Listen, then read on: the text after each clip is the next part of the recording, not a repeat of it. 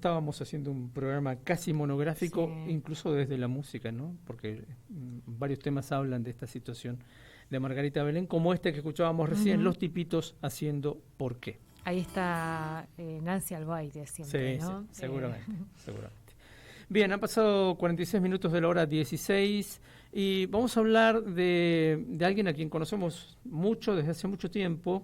Desde hace mucho tiempo también vive en Buenos Aires y allí continuó desarrollando mucho de su modo de vivir como artista, ¿no? Ujú. Hablamos de alguien que es bailarín, que es actor, que escribe además, en fin, que está metido en proyectos musicales y bien vale la pena recuperarlo. Hace mucho que no hablamos con él. Estamos hablando de Luis Ortellado, que acaba de presentar hace muy poquitos días, 2 días nada más, un nuevo trabajo. En este caso es un libro escrito a 4 manos que habla de una de sus grandes pasiones, que es el heavy metal, porque también fue cantante de heavy metal aquí, en una banda que mucha gente recuerda, Ujú. Necrology. Luis Ortellado, o Vocals, está en línea. ¿Qué tal, Luis? ¿Cómo estás? Aquí Alicia y Miguel te saludamos. Hola Miguel, hola Alicia, gusto charlar con ustedes. Gracias por esta invitación. Vos no tenés el teléfono en altavoz, ¿no? No, para si no voy a salir acá, Ese. porque Pues se escucha un ruido de a fondo ver, como si hubiera un sí, grupo de cuerdas sí, lo que oriental estoy, justo tocando ahí. lo que pasa es que justo estoy acá en el momento del ensayo, estamos a punto de ensayar en un rato, ¿viste? Dale, Con uno de los proyectos que tengo, así que dale. Bueno, hablemos un eh, poco de esto, de tu gusto por el heavy metal y cómo esto desemboca, entre otras cosas, en un libro sobre la historia de Orcas, una banda fundamental, y sobre todo de Osvaldo Civile. ¿Cómo llegás a esto junto a Jorge Garbarrón? bueno, primero que nada, ¿viste? Yo saqué un libro anterior que se llama La política de los perdedores, Ujú. una lectura sobre la utopía heavy en los 80, que es un libro exclusivamente sobre B8, ¿no? B8 fue la banda seminal, si se quiere, la más importante dentro del género acá en Argentina, que sacaron su primer disco en el año 83, cuando comenzaba la democracia acá en nuestro país, cuando volvía a comenzar, digamos, ¿no? Ujú. Y en esa banda, en esos primeros 2 discos, tocó Osvaldo Civil en la guitarra, ¿no? Ujú. Y ahí marcó un precedente ya. Después de separarse de B8, arma Orcas, ¿no? Y Orcas es una banda fundamental para el thrash local, que sacan su primer disco, ¿viste? En el año 1980, y si mal no recuerdo, ahora se me atrofia la cabeza con los pensamientos, pero habrá sido fines de los 80, comienzos de los 90. Y Osvaldo Civil, mirá, o sea, sí, yo venía escribiendo un libro sobre Iorio, que está stand-by. De hecho, la última charla que tuvimos fue Ujú. sobre la muerte de Iorio, no sé si te acordás. Sí, sí, sí. Eh, y, y bueno, estaba con ese proyecto cuando, por un posteo que hago en las redes sobre Orcas, y el primer disco de Orcas, que se llama Reinar la Tempestad, lo conozco a Jorge Gabarrón. Ujú. A Jorge no lo conocía, o sea, nos conocimos a través de este proyecto. Él venía ya trabajando hace 9 años con la intención de escribir un libro sobre Orcas, pero sobre todo sobre Osvaldo Civile, ¿no? Y venía entrevistando a músicos, a plomos, a managers, a productores, a un montón de gente que conoció a Osvaldo en vida, porque hay que recordar que Osvaldo murió en el año 1999. Ujú. Claro.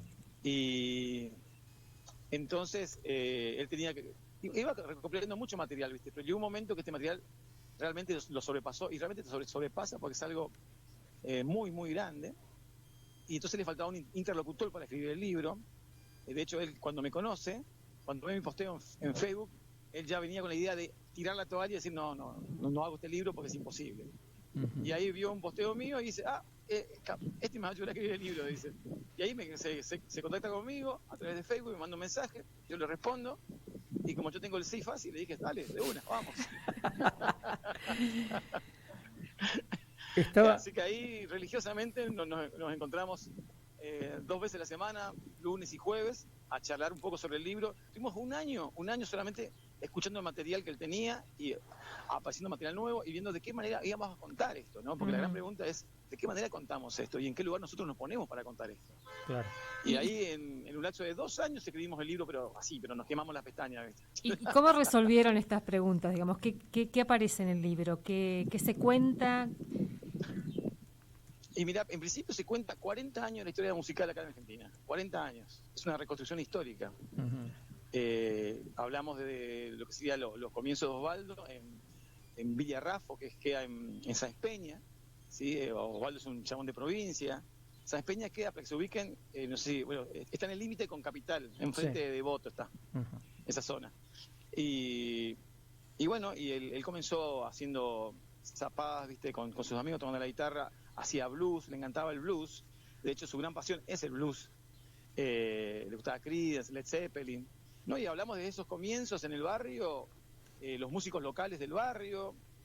Hablamos de su paso por B8, pero muy, muy fugazmente, porque en realidad hablamos de dos cosas importantes.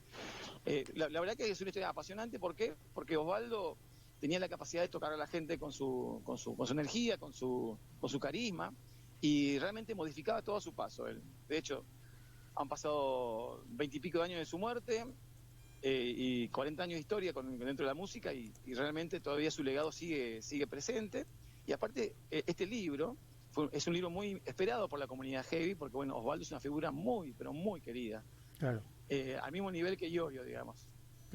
Claro, porque es así de fundamental, ¿no? Porque en un momento, cuando Iorio hace su banda y está Orcas, también había ahí rivalidades y tensiones, pero al mismo tiempo la mirada sobre las dos bandas en ese momento más importantes del heavy local.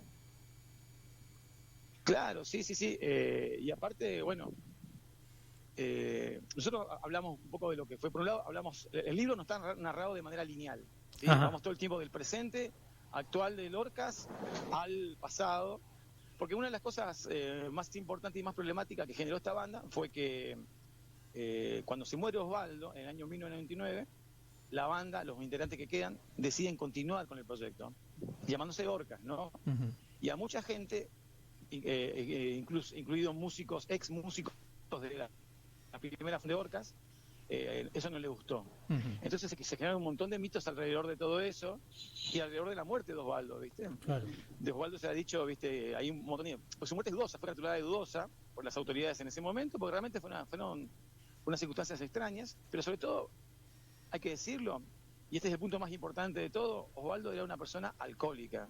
Claro. Era totalmente alcohólica, es un chabón con un nivel de extremo alcoholismo. Y en la última etapa de su vida, él estaba, o sea, nosotros tenemos la teoría de que él sobrevivió a su alcoholismo gracias a la banda. Claro. Porque él necesitaba un motivo para continuar. De hecho, la gente que se vinculaba con él en la banda era la gente que lo cuidaba. Claro. Él necesitaba que lo cuiden, ¿viste? Porque no podía con su vida. Tenía un montón de quilombos por todos lados, pero la banda, la música, era lo único que lo salvaba, ¿viste? Claro. Y bueno, tenemos anécdotas, ¿viste? Que el chabón se picaba alcohol en los 80, llegó a picar alcohol. Claro. Una cosa de loco, ¿viste? Claro. Pero no es algo tampoco descabellado, porque en ese momento todo el mundo se picaba, todo el mundo se drogaba, todo el mundo estamos hablando justamente de la generación que vino inmediatamente después de la represión. Entonces había una gran necesidad, ¿viste? Claro. Queremos tirar todo por la ventana, reventar todo, ¿viste? Era parte de esa violencia interna que había también, ¿no? Que se manifestaba ahí. Luis, y ¿con quiénes hicieron el libro? ¿Con qué voces? ¿Con qué fuentes? ¿Con qué material? Y bueno, material directo, ya tenemos, se hizo, como te digo, fueron 123 entrevistados más o menos, si no erra. Bueno, en principio no pudimos entrevistar a los padres de Osvaldo porque fallecieron. Sí, entrevistamos al hermano, no pudimos acceder a la hermana porque la hermana no quiso hablar con nosotros. Y después, bueno, los músicos que estuvieron con él en la primera etapa, músicos que están todavía en Orcas. Hablamos con los managers, con plomos que estuvieron alrededor de Osvaldo durante toda su vida. Pero la gente más importante, la gente que realmente nos pareció súper, fue la gente que vivió en el barrio con él, que lo vio crecer antes de que se transforme en Osvaldo Civile, ¿no? Claro. Esta leyenda del heavy metal. La gente del barrio es la que más matices y más riqueza nos dio en esa mirada. Qué bueno. Fue la que más nos importó. Estamos hablando de un libro de cuántas páginas, Luis, porque 100 y pico de entrevistas, en fin, yo imagino que un número importante. 604 páginas. Es un manual, casi. Claro, es un libro monumental. De hecho, creo que una de las cuestiones más fundamentales a la hora de escribir un libro, y lo que define escribir un libro también, es lo que vos dejás afuera. Claro. Y dejamos mucho material afuera. Claro. Mucho, pero realmente mucho, que no hacían a esta historia, pero sí hacían a un montón de historias. Así que tenemos mucho material que a ese material lo vamos a trabajar, seguir trabajando. Hay otras propuestas, otros proyectos, ¿viste? Con respecto a ese material. Pero el libro se lee como una novela. Está escrito como una novela. Qué lindo. O sea, los entrevistados no es que aparece, no, porque fulano dijo tal cosa, no. O sea, hay una cosa también que es real. Osvaldo se murió en el año 99, entonces no contamos con la voz viva de él. Claro. Lo único que le contamos son los reportajes que él hizo en medios gráficos, en los medios televisivos, y la gente que lo conoció. Entonces la reconstrucción de la voz de él fue una reconstrucción a través de las revistas que conseguimos, pero revistas del año 80 y pico, cosas inéditas. De hecho, ¿sabes? Una cosa que fue importante, conseguimos cartas de puño y letra de él, que le escribía a un amigo que estaba en la colimba, en el sur, y él estaba por sacar el demo de B8 y el primer disco de B8, donde él cuenta detalles de cómo están grabando el primer disco, cosas así que son increíbles. Claro. Gente que tenía guardado cosas de Osvaldo, gente del barrio, que de repente, al enterarse, accedió a darnos el material. Qué bueno. O sea, Qué bueno. O sea, una locura. O sea, realmente una locura. Hay gente que realmente no habló del tema o no hablaba del tema de Osvaldo y accede a hablar con nosotros. Y bueno, obviamente ahorramos años de terapia, ¿viste? Claro, Porque totalmente. realmente Osvaldo la muerte de él fue un trauma para la comunidad heavy y para sus amigos. O sea, para la gente que quedó en la banda, fue todo un trauma, ¿viste?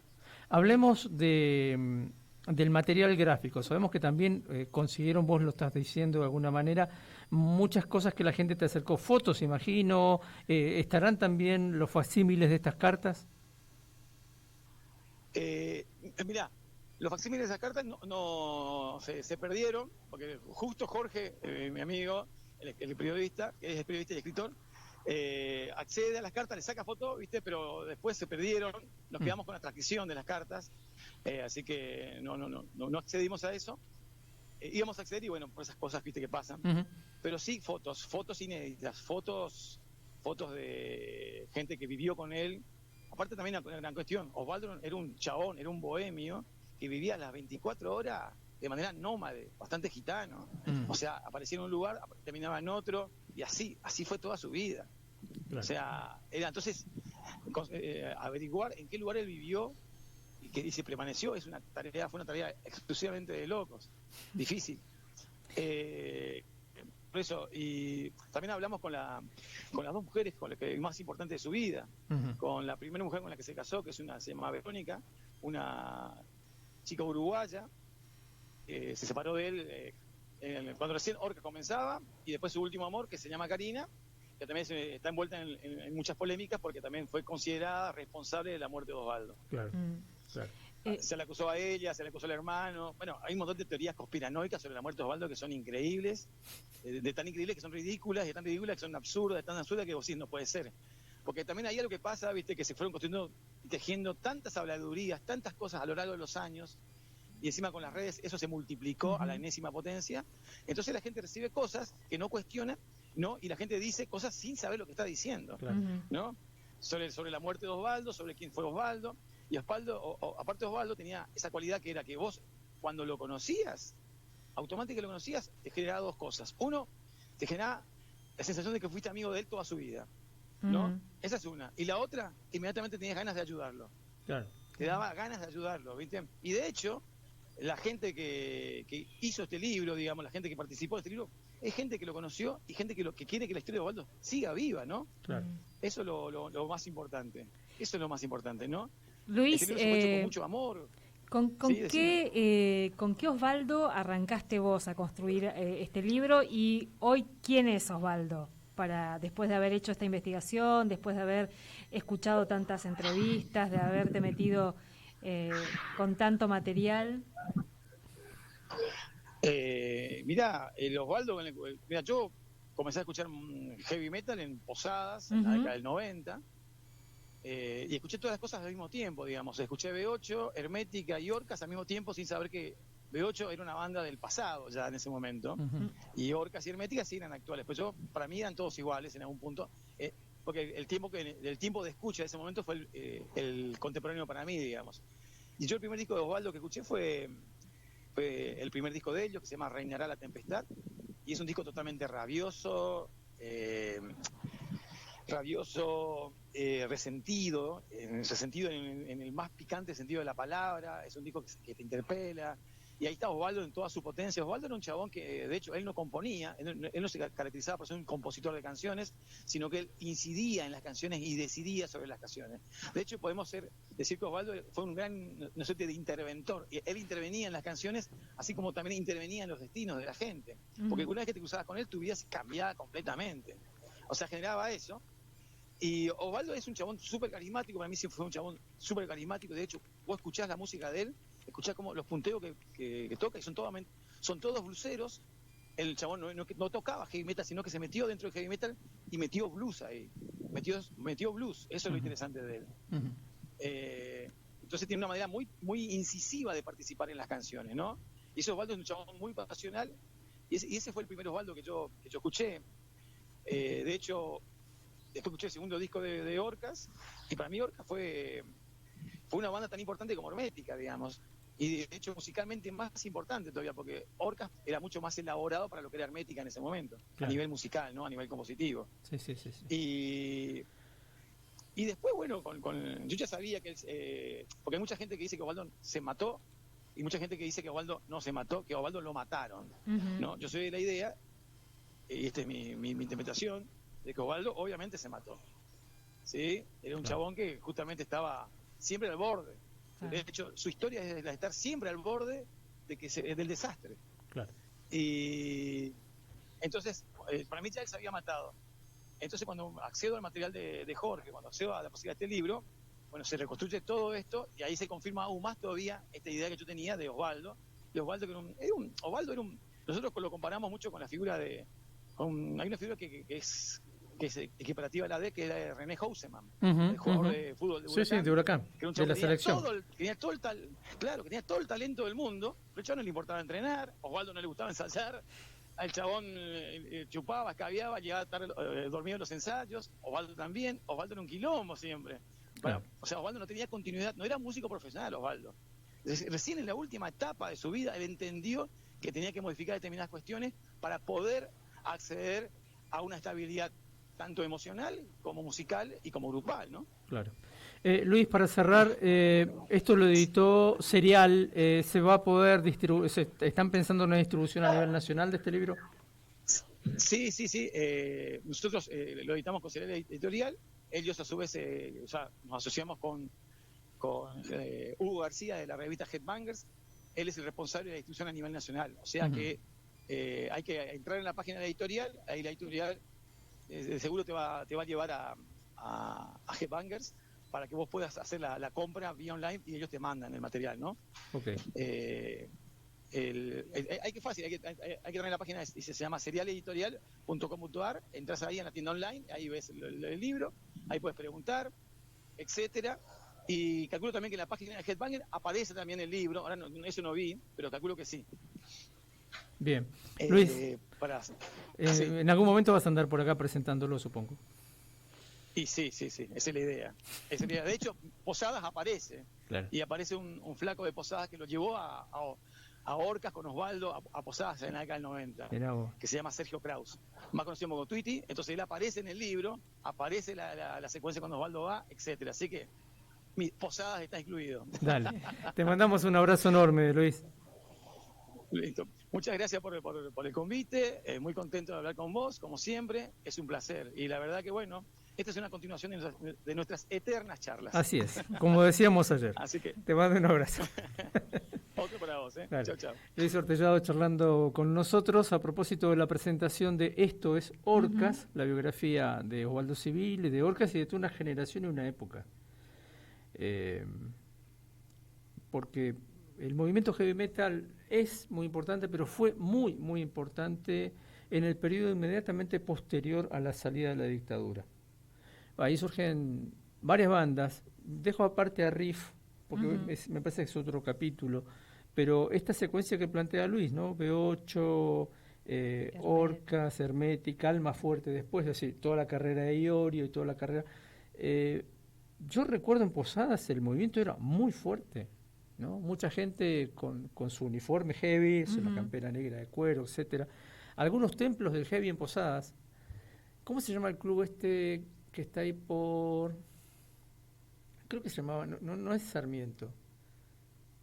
Una cooperativa que estaba aquí medio en las afueras de la ciudad, entonces no tenía ni asfalto siquiera todavía. Ahí, bueno, y ahí en ese galpón se organizaban recitales y venía gente de todo el interior de la provincia, Ujú. donde es muy fuerte el heavy también. Recuerdo bandas de Oberá, de Alem, de San Pedro, gente que tocaba muy bien, de Iguazú, y venían ahí a tocar, Mirá. y costeándose ¿Qué año eso. era eso? Y a ver, yo estaba en segundo, y haber sido 89, 90. Claro.